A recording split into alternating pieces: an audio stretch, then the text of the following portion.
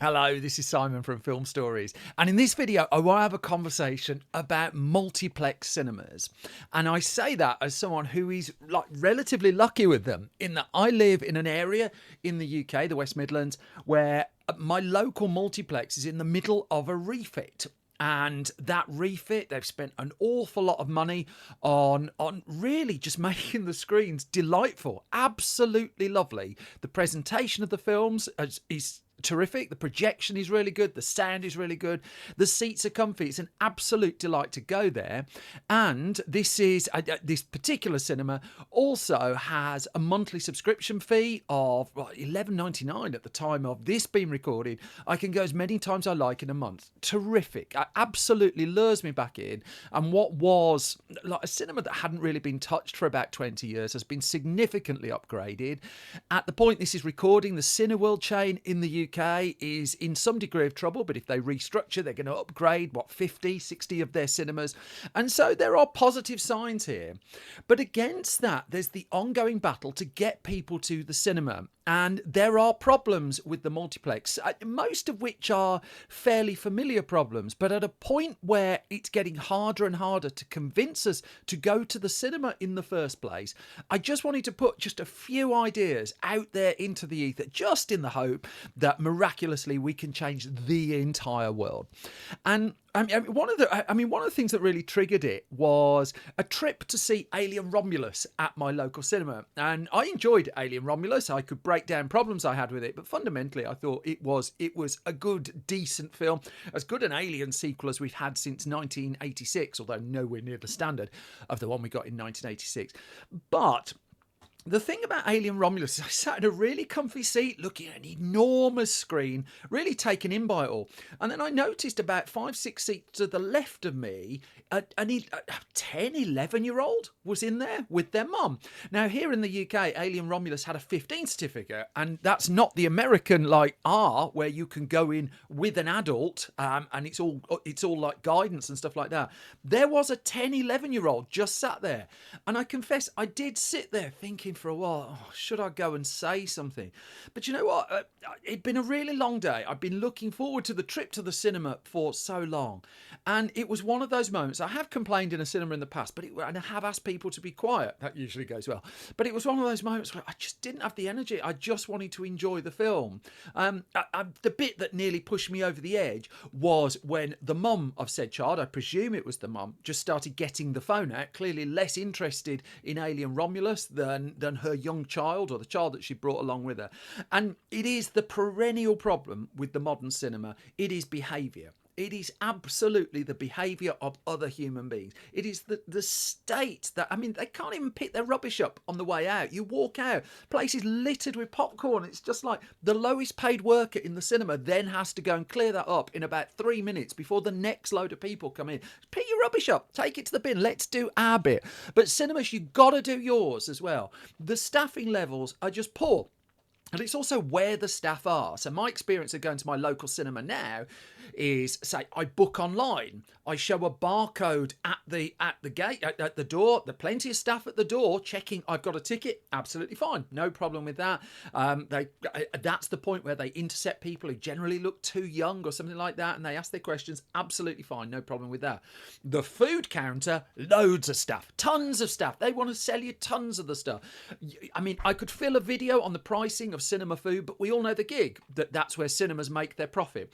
My objection actually with my only downside of my two downsides of the refit of my local cinema are to do with food, actually. One, they've taken the coffee out, which is a criminal offence. Absolutely. You can buy beer, you can buy wine, you can buy mountains of slushy headache drink for like £5, £6, £7 a throw.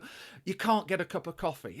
I don't make noise drinking coffee. Let me have a coffee in the cinema. Big sign on the door, don't bring your own food and drink it. I wouldn't have to smuggle a flask in. If you sold me some coffee, I would buy your coffee, even rubbish coffee. I don't expect the best coffee going to the cinema. Just let me have a bit of caffeine that's not Coke or something like that, as in the drink. So I had a problem with that. The other problem is, I've seen my local Odeon do this as well. although they reversed it interestingly enough, is they've introduced what I call double Argos. So if you're not in the UK, Argos is a store where you read through the catalogue, you write down what you want. This is the bit if you go into the shop, then you pay for it, and then they go and fetch it. And so the setup now of my local cinema is you go up to like a McDonald's style screen as you go in, you choose the food. So you queue for the screen, you put in what you want, you choose your food, you gasp at the price, you take out a mortgage, you pay for the food, you then get a ticket, then you take it, you get in another queue over there. So I'm up to Q2, another queue over there where they get your food. But they've not started preparing your food, even though they know it's coming. You have to queue and it all starts again. It's just like lovely people working there, but please revise that system. And then I won't have to go into the Morrisons next door and smuggle so much stuff in. In truth, I don't really eat at the cinema anymore, but should I choose to, the bit that's putting me off isn't just the price. It's the fact that you've put this system in that just makes me queue twice and I can't get out the queue because you've got my money. I don't like it. And so, we have to make our stands. Once I'm past there, though, barely see a member of staff. Barely see a member of staff on the way during the film. I barely see one on the way out, and it's not right. No, we shouldn't have to. We're paying a decent fee to go in and watch these films. If I go in and pay for a theatre ticket and someone's disrupting the performance, an usher is on it. And absolutely on it. And I've known audiences break into applause when rowdy audience members have been escorted out. At the cinema, once you're in, you can do what you like. You can get your iPad out. You can get your takeaway from the local tandoori out. You can, the only thing, here's my top tip. If you want some action, just go up to an usher. If there's someone who's disrupting the screen, just go up to, go to the foyer, come out of the screen, go in and just say you think they've been recording the screen or taking pictures of the screen. That gets that's the SWAT team in. That's the way to do it. But someone just talking and using a phone normally, it's not their fault really. They've not got the resources to do it. My sympathy is with them. But God, I've paid a lot of money and I will come back to price shortly. Also, let's get back to making it more of a show. If I'm going to sit through, and I appreciate it makes you money, cinemas, I respect it. If I'm going to sit through 10 minutes of adverts of stuff off the telly or basically posh YouTube adverts before a film, all right, the trade-off is put some curtains in. Do something so when the film starts, it feels like something. And I remember as I was 16 or so going to watch Dances with Wolves, and I went to a fairly new out-of-town multiplex. It took a big long round trip because I got to Dances with Wolves fairly late. I remember sat in the chair with wide-eyed wonder when the curtains opened. Right, great, normal, showed the adverts, blah, blah, blah. Then the film came on. It's time for the film. The curtains opened even more. The screen was even wider. I was just like, this is great. It felt special. Now, there's not a curtain.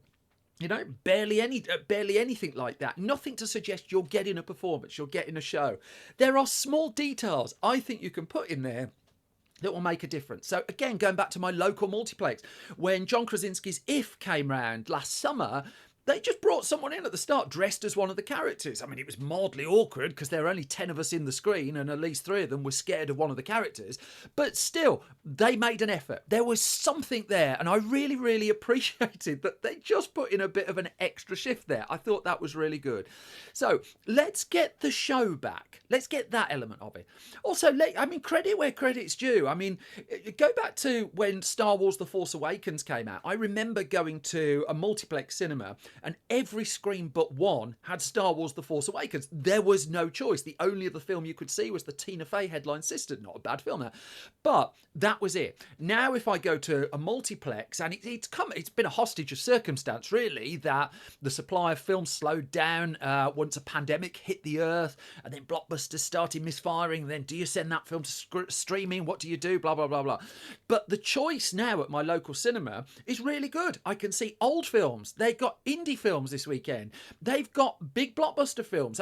We sat there for years. Sat there for years complaining. It's just like there's not enough to watch. Now there's loads to watch. It's back on the big screen, and the big screen is really good as well. So that side of it, Terrific. I don't want this video to be like one of those things where it's all bad, bad, bad, bad, bad, because it's not. There have been some real seismic improvements, I think, over the last year or two in cinemas. But, as much as we get more choice, as much as the presentation of films is improving, and multiplexes are being refurbished. The first multiplexes in the UK, in the 80s, but loads sprung up in the 90s and the 2000s, and those are coming around for refurbishment, and you can tell people are spending money on them. It's great, right? But here is the absolute killer. The thing that it's so boring, it's so predictable. It is the thing that is hurting the multiplex. Sort your ticket prices out, please. Please sort your ticket prices out. There are some that do this. There's a delightful Real Cinema near me. You never pay more than about £8 for a ticket for a Friday night film. Brilliant. It's a Saturday as I'm recording this. I thought, well, Beetlejuice has been out for a couple of weeks. Let's see how much it costs to watch that in Dudley. Now, if you're not in the UK and you're unfamiliar with Dudley, it is a sprawling metropolis. It's like Tokyo, it's like London, it's like New York. It is in the West Midlands, the middle of the UK. It's not far from Birmingham. It's not like the most, the richest area of the country. And the cinema, I mean, if you go back to the history of the cinema, it's like a working class thing to do. The pricing was always that we could all pretty much afford to go to the cinema. When I was a really poor student, well, in fact, I just after being a student, and my local cinema had like a really cheap night, and I would like decide whether to put money in the electricity meter, remember that kids, or go to the cinema, and I could just scramble together enough coins just to go out for a night. And that is pretty much off the table. And I'm aware that cinemas run promotions. The aforementioned Odeon in Dudley does a £7 ticket on a Monday night. Fair enough, that's coming slightly back down to earth. But I don't think you can have your metaphorical cake and eat it. I don't think you can charge us a fortune at the door and then a fortune for the concessions that you want us to buy as well. Can't put a sign on the door saying don't smuggle your own stuff in. They phrase it better than that. If A, like, you don't sell what I want, and B, the price just to get through your door is just daft. So all sorts of family films coming up. So I don't know, say you want to take a family of four to a Christmas film. If you get change now out of £100, you know, you're doing well by the time you bought the food, you bought the novelty cup. I mean, Beetlejuice novelty cups were going for like 10 quid or something like that, filled with some slush and some like blue pop and stuff like that. And you've got to meet us halfway here, because there are a legion of people who will go to the cinema week in, week out. I've been conversing with a friend who, because of that £11 a month ticket and promotions like that, goes every week. They weren't going every week before, and they're buying a drink when they're there. And the cinema's doing well out of that because they're going in more often and more often. Then the next time they take a friend, something like that. So make it affordable. Make it so it's not a massive treat that we can only afford to go en masse, like once a month, once every 2 months. Stop it. Find a way to get us in and make it affordable.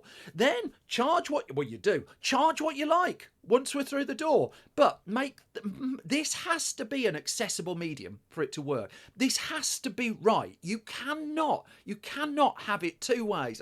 You probably know I'm hugely passionate about this. I will pay extra for an IMAX seat. That is my choice. I won't pay extra for 3D. That is also my choice. I will pay to watch re-releases of films on a big screen that I've got on these shelves behind me. I'll go and watch Robin Hood, Prince of Thieves. You put that on at the cinema, and I've got it in about 15 different formats over there, but treat us fair. Treat us right. The cinema industry has been hit left, right and centre, and I don't think it's just incumbent on the exhibitors to do this. I think the studios have to look at supporting the theatrical circuit as well. Independent cinemas, God love you, because I see you fighting for this. But this has to be industry wide. It has to be. And it has to be that the theatrical exhibition industry just makes it possible. If we sit here and just look at a calendar and say there's 4 films coming out like in the next month I'd really like to see, let's not have it so we're sat there thinking, well, I can only afford one. at best. You know, give me a return ticket half price. You know, second time. You go off to a tourist attraction, you can go free a second time. I'm going to buy the food. I'll buy the stuff. Just do something. Multiplex cinemas, I see that like lots of you are trying. I see you're putting the money in. But please, please, come on. This is 2024 when this has been recorded. The cinema it's had all sorts of attacks. It's still here. It's still on its feet. But God love us, please help. Please make it possible for us on our side of the fence to come and see you more often. Thanks.